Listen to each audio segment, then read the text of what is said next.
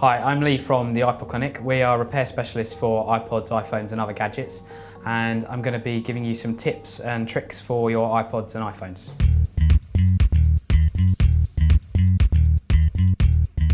In this video, I'm going to show you how to run the Apple hardware test or diagnostic mode for a click wheel model iPod. You can run this on an iPod Video or an iPod Classic, and if you think you have a problem with any aspect of the iPod, this should show the issue up to you. So to get into the diagnostic mode, all you have to do is hold the menu and center buttons until you see the Apple logo. Once you see the Apple logo, hold the back button and the center button.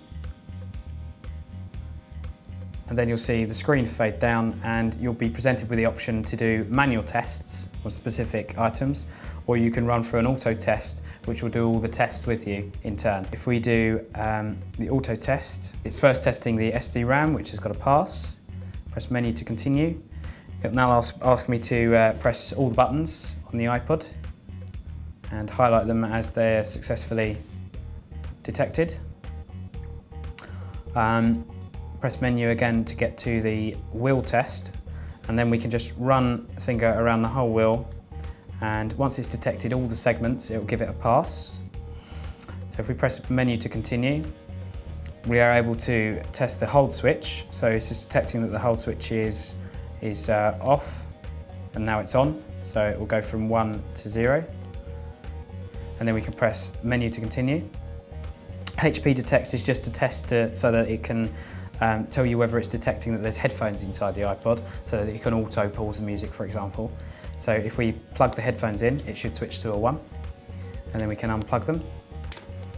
The LCD test, just indicating that there's no problem communicating with the LCD. And we've now got USB detect, which we can use to test that the port is okay if you suspect there might be damage to the port, the docking port. So if we just plug that in now, that should switch from a 0 to a 1.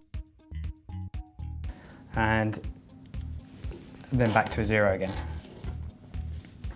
So if any of these present an issue, then at least you know what might be wrong with your iPod.